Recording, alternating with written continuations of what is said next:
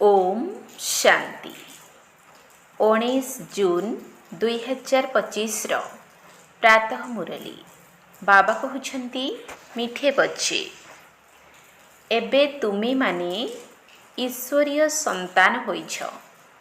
तेणु तुम मानक भितरे कौनसी आसुरी गुण रहिबा उचित नुहे। निजर उन्नति करिबाकु हेबो, तेणु कौनसी भूल करिबा उचित नुहे। एबे तुमे माने ईश्वरीय संतान होइछ। तेणु तुम मानक भितरे कौनसी आसुरी गुण रहिबा उचित नुहे। निजर उन्नति करिबाकु हेबो, तेणु कौनसी भूल करिबा उचित नुहे। प्रश्न, तुम संगम जुगी ब्राह्मण मानक भितरे केउ निश्चय एवं निशा रहिछि? तुम संगम जुगी ब्राह्मण मानक भितरे केउ निश्चय एवं निशा रहिछि? उत्तर, आम मानक भितरे निश्चय एवं निशा रहिछि जे आमे माने एबे ईश्वरीय संप्रदायर होइछु। आमे स्वर्गवासी हेबु एवं विश्वर मालिक मध्य हेबु। एही संगमरे आमर ट्रांसफर अर्थात बदली हेउछि। आसुरी संतानरु ईश्वरीय संतान होई 21 जन्म पाई स्वर्गवासी हेउछु। एहाठारु बड़ प्राप्ति आउ किछि नाही। ओम शांति। बाबा संतान मानकु बुझाउछंती प्रायतः मनुष्य शांति को पसंद करिथांती। घरे पिला मानकर खिटपिट हेले अशांति होइथाए। अशांतिरु दुख मिलिथाए, शांतिरु सुख मिलिथाए। एठारे तुम मानकु प्रकृत शांति मिलुछि। सेथिपाई तुम मानकु कुहा जाउछि केवल बाबांको मने पकाओ, निजको आत्मा भाव। आत्मारे जेउ अधा कल्पर अशांति रहिछि ताहा शांतिर सागर बाबांको मने पकाइबा द्वारा दूरेई जीव। तुम मानकु एबे शांतिर संपत्ति मिलुछि। एकथा मध्य तुमे माने जानिछ जे शांतिर दुनिया एवं अशांतिर दुनिया बिल्कुल अलग अटे। आसुरी दुनिया, ईश्वरीय दुनिया, सत्य जुग, कली जुग काहाकु कहा जाउछि एकथा कौनसी मनुष्य जानि नाहांती। तुमे माने कहुछ आमे मध्य आगरु जानि नथिलु, जदि उच्च पदाधारी मध्य थिलु। पैसा वालांकु उच्च पदाधारी बोली कुहा जाय। गरीब एवं साहुकार तो बुझी पारिबे ना। तुमे माने मध्य बुझी पारुछ वास्तवरे ईश्वरीय संतान एवं आसुरी संतान अछंती। एबे तुमे मिठा संतान माने जानुछ आमे हेउछु ईश्वरीय संतान। एहा पक्का निश्चय रहिछि ना। तुमे ब्राह्मण माने बुझी पारुछ जे आमे ईश्वरीय संप्रदाय ही स्वर्गवासी विश्वर मालिक हेबाकु जाउछु। सर्वदा एही खुशी रहिबा उचित। बहुत कम संतान यथार्थ भावे बुझुछंती। सत्य जुगरे ईश्वरीय संप्रदाय, कली जुगरे आसुरी संप्रदाय, पुरुषोत्तम संगम जुगरे आसुरी संप्रदायर बदली हेउछि। एबे आमे शिव बाबांकर संतान होइछु। मझिरे एकथा भूली जाइथिलु। एबे पुनर्बार जानुछु जे आमे शिव बाबांकर संतान। सत्य जुगरे केही निजको ईश्वरीय संतान बोली कहि नथांती। सेठारे दैवी संतान हेबे। एहा पूर्वरु आमे माने आसुरी संतान थिलु। एबे आमे माने ईश्वरीय संतान होइछु। आमे सबु ब्राह्मण, ब्रह्मा, कुमार कुमारी बिके अटु। एही रचना एकमात्र बाबा ही करिछंती। तुमे माने सबु भाई भौणी ईश्वरीय संतान अट। तुमे माने जानिछ एबे बाबांक ठारु राज्य मिलुछि। भविष्यतरे आमे दैवी स्वराज्य प्राप्त करिबु एवं सुखी हेबु। वास्तवरे सत्यजुग हेउछि सुखधाम, कलिजुग हेउछि दुःखधाम। एकथा केवल तुमे संगम जुगी ब्राह्मण माने ही जानुछ। आत्मा ही ईश्वरीय संतान अटे। एकथा मध्य जानुछ बाबा स्वर्गर स्थापना करुछंती। सी रचयिता अटंती ना, नरकर रचयिता तो नुहंती। जदि नरकर रचयिता होइथांते तेबे तांकु किए मने पकाई थांता। तुमे मधुर संतान माने ही जानिछ बाबा स्वर्गर स्थापना करुछंती। ସିଏ ଆମମାନଙ୍କର ବହୁତ ମିଠା ବାବା ଅଟନ୍ତି। ସିଏ ଆମକୁ 21 ଜନ୍ମ ପାଇଁ ସ୍ୱର୍ଗବାସୀ କରୁଛନ୍ତି। ଏହାଠାରୁ ବଡ଼ କଥା ଆଉ କିଛି ନାହିଁ, ଯାହାକୁ ବୁଦ୍ଧିରେ ରଖିବା ଉଚିତ। ଆମେ ଈଶ୍ୱରୀୟ ସନ୍ତାନ, ତେଣୁ ଆମ ଭିତରେ କୌଣସି ଆସୁରୀ ଅବଗୁଣ ରହିବା ଉଚିତ ନୁହେଁ। ନିଜକୁ ହିଁ ନିଜର ଉନ୍ନତି କରିବାକୁ ହେବ। ବାକି ଆଉ କମ୍ ସମୟ ଅଛି। ଏବେ ଆଉ କୌଣସି ଭୁଲ କର୍ମ କରିବା ଉଚିତ ନୁହେଁ, ଏକଥା ଭୁଲି ଯାଅ ନାହିଁ।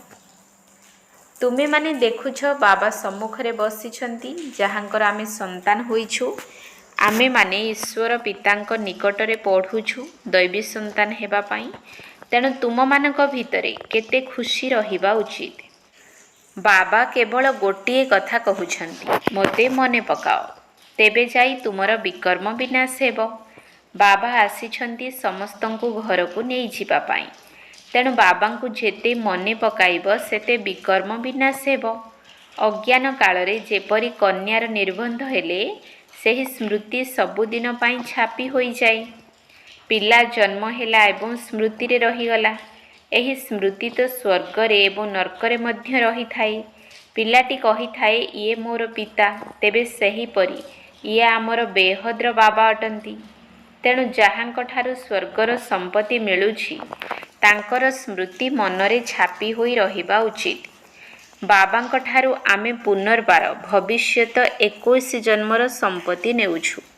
ତେଣୁ ବୁଦ୍ଧିରେ ସମ୍ପତ୍ତିର ହିଁ ସ୍ମୃତି ରହିଛି। ଏକଥା ମଧ୍ୟ ଜାଣିଛ ଯେ ସମସ୍ତେ ଦିନେ ନିଶ୍ଚୟ ମରିବେ। କେହି ଜଣେ ହେଲେ ଏଠାରେ ରହିବେ ନାହିଁ। ଯିଏ ଯେତେ ଅତି ପ୍ରିୟ ହୋଇଥିଲେ ମଧ୍ୟ ସମସ୍ତେ ଚାଲିଯିବେ। ଏହା କେବଳ ତୁମେ ବ୍ରାହ୍ମଣମାନେ ହିଁ ଜାଣିଛ ଯେ ଏହି ପୁରୁଣା ଦୁନିଆ ଏବେ ବିନାଶ ହେଲା କି ହେଲା। ତେଣୁ ଏହାର ବିନାଶ ହେବା ପୂର୍ବରୁ ପୂରା ପୁରୁଷାର୍ଥ କରିବାକୁ ହେବ। ଯେହେତୁ ଈଶ୍ୱରୀୟ ସନ୍ତାନ ହୋଇଛ, ସେଥିପାଇଁ ଅସରନ୍ତି ଖୁସି ରହିବା ଉଚିତ। ବାବା କହି ଚାଲିଛନ୍ତି, ପିଲାମାନେ ନିଜର ଜୀବନ ହୀରାତୁଲ୍ୟ କର। ତାହା ହେଉଛି ଦୈବୀ ଦୁନିଆ ଏବଂ ଏହା ଆସୁରୀ ଦୁନିଆ। ସତ୍ୟଯୁଗରେ କେତେ ଅସରନ୍ତି ସୁଖ ରହିଥାଏ, ତାହା ସେହି ବାବା ହିଁ ଦେଉଛନ୍ତି। ଏଠାକୁ ତୁମେମାନେ ବାବାଙ୍କ ନିକଟକୁ ଆସିଛ। ଏହିଠାରେ ତ ବସିଯିବ ନାହିଁ।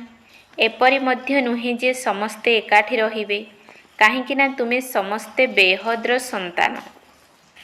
ଏଠାକୁ ବହୁତ ଉତ୍ସାହର ସହିତ ଆସୁଛ। କହୁଛ ଆମେ ବେହଦ୍ ବାବାଙ୍କ ନିକଟକୁ ଯାଉଛୁ। ଆମେ ହେଉଛୁ ଈଶ୍ୱରୀୟ ସନ୍ତାନ, ଈଶ୍ୱରୀୟ ପିତାଙ୍କର ସନ୍ତାନ। ତେଣୁ ଆମେ କାହିଁକି ସ୍ୱର୍ଗରେ ନ ରହିବୁ? ଈଶ୍ୱର ପିତା ସ୍ୱର୍ଗ ରଚନା କରୁଛନ୍ତି ନା। ଏବେ ତୁମମାନଙ୍କ ବୁଦ୍ଧିରେ ସାରା ଦୁନିଆର ଇତିହାସ ଭୂଗୋଳ ରହିଛି। ଏକଥା ମଧ୍ୟ ଜାଣିଛ, ସ୍ୱର୍ଗୀୟ ଈଶ୍ୱର ପିତା ଆମକୁ ସ୍ୱର୍ଗକୁ ଯିବାର ଯୋଗ୍ୟ କରାଉଛନ୍ତି। ପ୍ରତି କଳ୍ପରେ କରୁଛନ୍ତି। ଏପରି କେହି ଜଣେ ହେଲେ ବି ମନୁଷ୍ୟ ନାହାନ୍ତି ଯିଏକି ଜାଣିଥିବେ ଯେ ଆମେ ହେଉଛୁ ଅଭିନେତା। ଯଦି ଆମେ ଈଶ୍ୱର ପିତାଙ୍କର ସନ୍ତାନ, ତେବେ ଦୁଃଖୀ କାହିଁକି? ପରସ୍ପର ମଧ୍ୟରେ ଲଢ଼ୁଛେ କାହିଁକି? ଆମେ ଆତ୍ମା ପରସ୍ପର ଭାଇ ଭାଇ ଅଟୁ ନା। ତେବେ ପରସ୍ପର ମଧ୍ୟରେ ଲଢ଼ୁଛନ୍ତି କିପରି? ଲଢ଼େଇ କରି କରି ପୁଣି ଶେଷ ହୋଇଯିବେ। ଏଠାରେ ଆମେମାନେ ବାବାଙ୍କଠାରୁ ବର୍ଷା ନେଉଛୁ।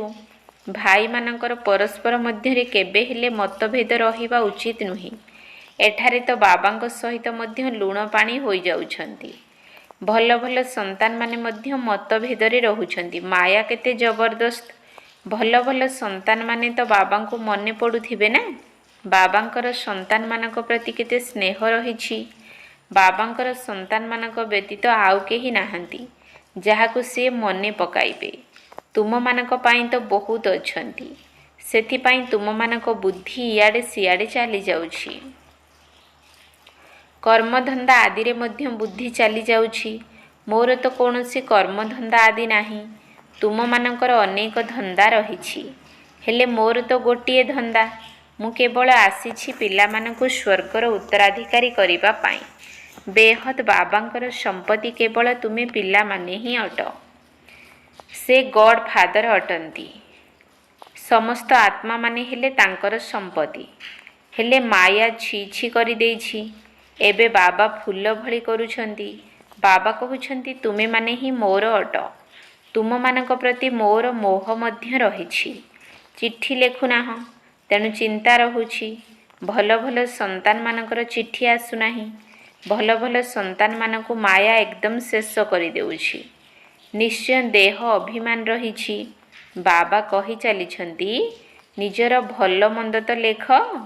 ବାବା ପଚାରୁଛନ୍ତି, ପିଲାମାନେ ତୁମମାନଙ୍କୁ ମାୟା ହଇରାଣ କରୁନାହିଁ ତ? ବାହାଦୁର ହୋଇ ମାୟା ଉପରେ ବିଜୟ ପ୍ରାପ୍ତ କରୁଛ ନା? ତୁମେମାନେ ଏବେ ଯୁଦ୍ଧଭୂମିରେ ଅଛ ନା? କର୍ମେନ୍ଦ୍ରିୟ ଗୁଡ଼ିକୁ ଏପରି ଆୟତ କରି ରଖିବା ଉଚିତ ଯେପରି ଟିକିଏ ହେଲେ ଚଞ୍ଚଳ ନ ହେଉ। ସତ୍ୟଯୁଗରେ ସବୁ କର୍ମେନ୍ଦ୍ରିୟ ଆୟତରେ ରହିବେ। କୌଣସି କର୍ମେନ୍ଦ୍ରିୟ ଚଞ୍ଚଳ ହେବା ଉଚିତ ନୁହେଁ। ସତ୍ୟଯୁଗରେ ନା ମୁଖର, ନା ହାତର, ନା କାନର କୌଣସି ଚପଳତା ନଥାଏ। ସେଠାରେ କୌଣସି ଆବର୍ଜନା ଜିନିଷ ନଥାଏ। ଏଠାରେ ଯୋଗ ବଳ ଦ୍ୱାରା କର୍ମେନ୍ଦ୍ରିୟ ଉପରେ ବିଜୟ ପ୍ରାପ୍ତ କରୁଛ। ବାବା କହୁଛନ୍ତି, କୌଣସି ଖରାପ ଅଭ୍ୟାସ ନ ରହୁ। କର୍ମେନ୍ଦ୍ରିୟକୁ ଆୟତ କରିବାକୁ ହେବ। ତେଣୁ ଭଲ ଭାବରେ ପୁରୁଷାର୍ଥ କରିବାକୁ ପଡ଼ିବ। ସମୟ ବହୁତ କମ୍ ଅଛି। ଗାୟନ ମଧ୍ୟ ରହିଛି। ବହୁତ ଗଲା, ଆଉ ଅଳ୍ପ କିଛି ଅଛି। ଏବେ ଆହୁରି କମ୍ ରହିଛି। ନୂଆ ଘର ହେଲେ ବୁଦ୍ଧିରେ ରହିଥାଏ ନା, ବାକି ଅଳ୍ପ ସମୟ ଅଛି। ଏବେ ଏହା ତିଆରି ହୋଇଯିବ। ବାକି ଅଳ୍ପ କାମ ରହିଛି। ତାହା ହେଲା ହଦ୍। ଏହା ବେହଦର କଥା। ଏକଥା ମଧ୍ୟ ପିଲାମାନଙ୍କୁ ବୁଝାଯାଇଛି। ସେମାନଙ୍କର ହେଲା ବିଜ୍ଞାନର ବଳ, ଆଉ ତୁମମାନଙ୍କର ହେଲା ଶାନ୍ତିର ବଳ। ତାଙ୍କର ମଧ୍ୟ ବୁଦ୍ଧିର ବଳ ଏବଂ ତୁମର ମଧ୍ୟ ବୁଦ୍ଧି ବଳ। ବିଜ୍ଞାନର କେତେ ଉଦ୍ଭାବନ ହେଉଛି। ଏବେ ତ ଏପରି ବୋମା ତିଆରି କରୁଛନ୍ତି, କହୁଛନ୍ତି ଯଦି ଘରେ ବସି ଛାଡ଼ିଦେବୁ ସାରା ସହର ବିନାଶ ହୋଇଯିବ। ପୁଣି ଏହି ସେନା, ଉଡ଼ାଜାହାଜ ଆଦି କାମରେ ଆସିବ ନାହିଁ। ତାହା ହେଉଛି ବିଜ୍ଞାନର ବୁଦ୍ଧି। ତୁମମାନଙ୍କର ହେଉଛି ନୀରବତାର ବୁଦ୍ଧି। ସେମାନେ ବିନାଶ ପାଇଁ ନିମିତ୍ତ ହୋଇଛନ୍ତି, ଆଉ ତୁମେମାନେ ଅବିନାଶୀ ପଦପ୍ରାପ୍ତ କରିବା ପାଇଁ ନିମିତ୍ତ ହୋଇଛ। ଏହାକୁ ବୁଝିବା ପାଇଁ ମଧ୍ୟ ବୁଦ୍ଧି ଦରକାର। ତୁମେ ପିଲାମାନେ ବୁଝିପାରୁଛ ଯେ ବାବା କେତେ ସହଜ ରାସ୍ତା ବତାଉଛନ୍ତି। ଭଲେ କେତେ ବି ଅହଲ୍ୟା କୁବ୍ଜା ହୁଅନ୍ତୁ ମଧ୍ୟ ମାତ୍ର 2ଟି ଅକ୍ଷର ମନେ ରଖିବାକୁ ହେବ। ବାବା ଏବଂ ବର୍ଷା ଅର୍ଥାତ୍ ସ୍ୱର୍ଗର ସମ୍ପତ୍ତି। ପୁଣି ଯିଏ ଯେତେ ମନେ ପକାଇ ପାରିବ। ସବୁ ସଙ୍ଗ ଭୁଲି ଏକମାତ୍ର ବାବାଙ୍କୁ ମନେ ପକାଇବାକୁ ହେବ।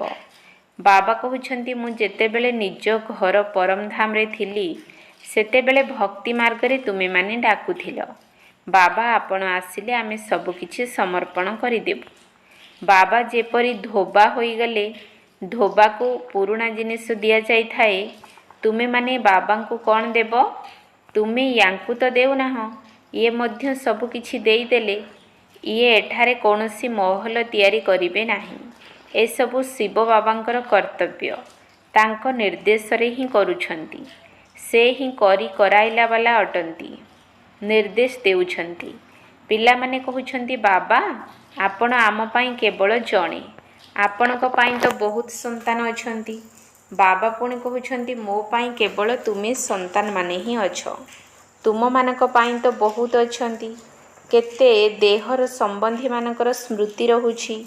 ମଧୁର ସନ୍ତାନମାନଙ୍କୁ ବାବା କହୁଛନ୍ତି, ଯେତେ ପାରୁଛ ବାବାଙ୍କୁ ମନେ ପକାଅ, ଆଉ ସମସ୍ତଙ୍କୁ ଭୁଲିଯାଅ। ସ୍ୱର୍ଗ ରାଜ୍ୟର ଲହୁଣୀ ତୁମମାନଙ୍କୁ ମିଳୁଛି। ଟିକେ ଖିଆଲ ତ କର, କିପରି ଏହି ଖେଳର ରଚନା ହୋଇଛି।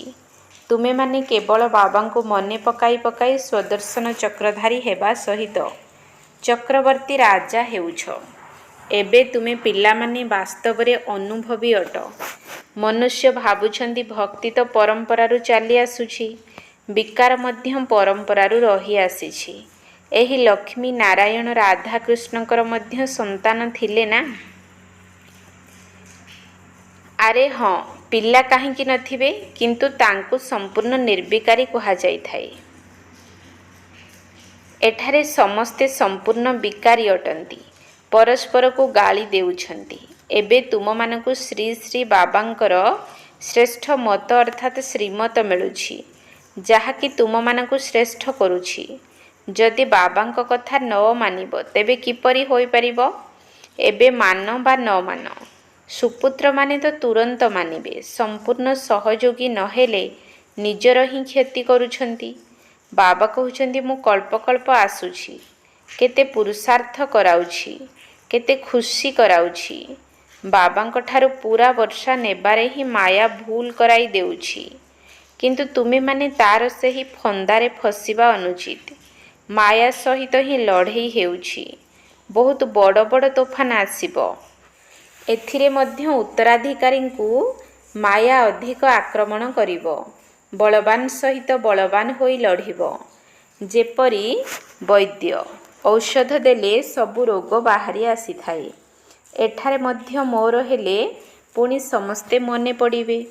ତୋଫାନ ଆସିବ, କିନ୍ତୁ ଏଥିରେ ବୁଦ୍ଧିର ଲାଇନ ପରିଷ୍କାର ଥିବା ଦରକାର।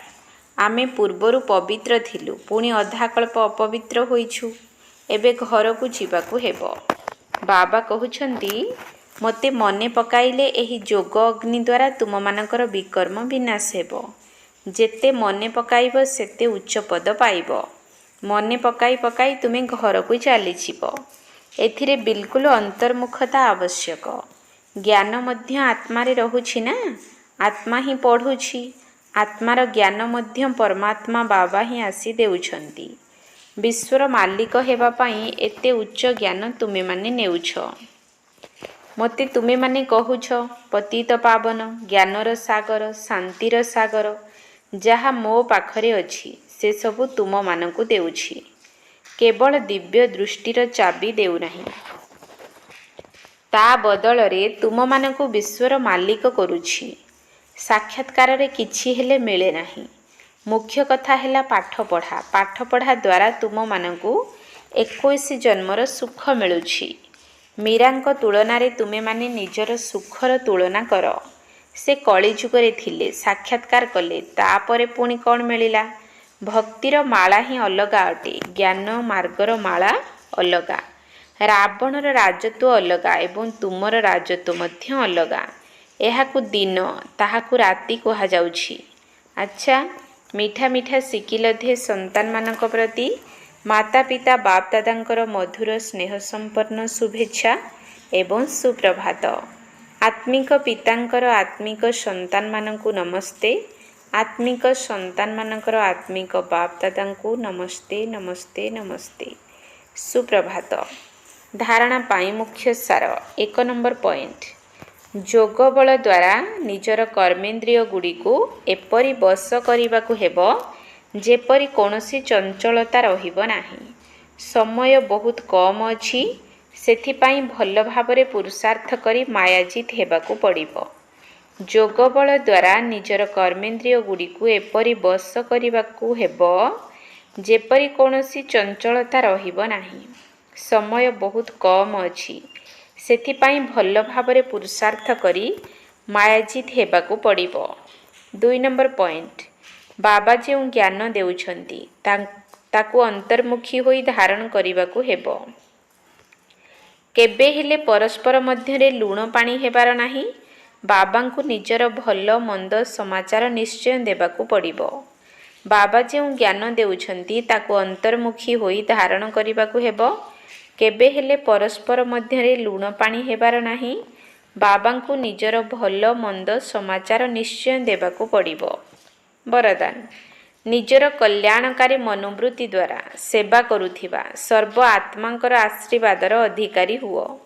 ନିଜର କଲ୍ୟାଣକାରୀ ମନୋବୃତ୍ତି ଦ୍ୱାରା ସେବା କରୁଥିବା ସର୍ବ ଆତ୍ମାଙ୍କର ଆଶୀର୍ବାଦର ଅଧିକାରୀ ହୁଅ। ନିଜର କଲ୍ୟାଣକାରୀ ମନୋବୃତ୍ତି ଦ୍ୱାରା ସେବା କରିବା, ଏହା ହିଁ ହେଉଛି ସର୍ବ ଆତ୍ମାଙ୍କ ଠାରୁ ଆଶୀର୍ବାଦ ପ୍ରାପ୍ତ କରିବାର ସାଧନ। ଯଦି ଲକ୍ଷ୍ୟ ରହିବ ଯେ ମୁଁ ବିଶ୍ୱ କଲ୍ୟାଣକାରୀ ଅଟେ, ତେବେ ଅକଲ୍ୟାଣର କର୍ତ୍ତବ୍ୟ ହୋଇପାରିବ ନାହିଁ। ଯେପରି କାର୍ଯ୍ୟ ହୋଇଥାଏ ସେହିପରି ନିଜର ଧାରଣା ମଧ୍ୟ ହୋଇଥାଏ। ଯଦି କାର୍ଯ୍ୟ ଅର୍ଥାତ୍ ନିଜର କର୍ତ୍ତବ୍ୟ ମନେ ରହିବ, ତେବେ ସର୍ବଦା ଦୟାଶୀଳ ଏବଂ ମହାଦାନୀ ସ୍ଥିତିରେ ସ୍ଥିତ ହୋଇ ରହିବ। ପ୍ରତ୍ୟେକ ପାଦ କଲ୍ୟାଣକାରୀ ବୃତ୍ତିରେ ହିଁ ଚାଲିବ। ମୁଁ ପଣିଆ ଆସିବ ନାହିଁ। ନିମିତ୍ତ ପଣିଆ ମନେ ରହିବ। ଏହିଭଳି ସେବାଧାରୀଙ୍କୁ ସେବାର ପ୍ରତିଦାନରେ ସର୍ବ ଆତ୍ମାମାନଙ୍କର ଆଶୀର୍ବାଦର ଅଧିକାର ପ୍ରାପ୍ତ ହୋଇଯାଇଥାଏ। ସ୍ଲୋଗାନ। ସାଧନର ଆକର୍ଷଣ ସାଧନାକୁ ଖଣ୍ଡିତ କରିଦିଏ। ସାଧନର ଆକର୍ଷଣ ସାଧନାକୁ ଖଣ୍ଡିତ କରିଦିଏ। ଅବ୍ୟକ୍ତ ଇଶାରା। ଆତ୍ମିକ ସ୍ଥିତିରେ ରହିବାର ଅଭ୍ୟାସ କର ଏବଂ ଅନ୍ତର୍ମୁଖୀ ହୁଅ। ଅନ୍ତର୍ମୁଖୀ ଆତ୍ମାମାନେ 3 ପ୍ରକାରର ଭାଷାର ଅନୁଭବୀ ହୋଇଥାନ୍ତି।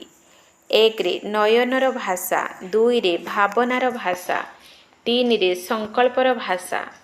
ଏହି 3 ପ୍ରକାରର ଭାଷା ଆତ୍ମିକ ଯୋଗୀ ଜୀବନର ଭାଷା ଅଟେ। ଯେତେ ଯେତେ ତୁମେ ଅନ୍ତର୍ମୁଖୀ ସୁଇଟ୍ ସାଇଲେନ୍ସ ଅର୍ଥାତ୍ ଗହନ ଶାନ୍ତିର ସ୍ୱରୂପରେ ସ୍ଥିତ ହୋଇ ଚାଲିବ, ସେତିକି ସେତିକି ଏହି 3ଟି ଭାଷା ଦ୍ୱାରା ସର୍ବ ଆତ୍ମାମାନଙ୍କୁ ଅନୁଭବ କରାଇ ପାରିବ। ତେଣୁ ଏବେ ଏହି 3ଟି ଭାଷାର ଅଭ୍ୟାସୀ ହୁଅ। ଓମ୍ ଶାନ୍ତି।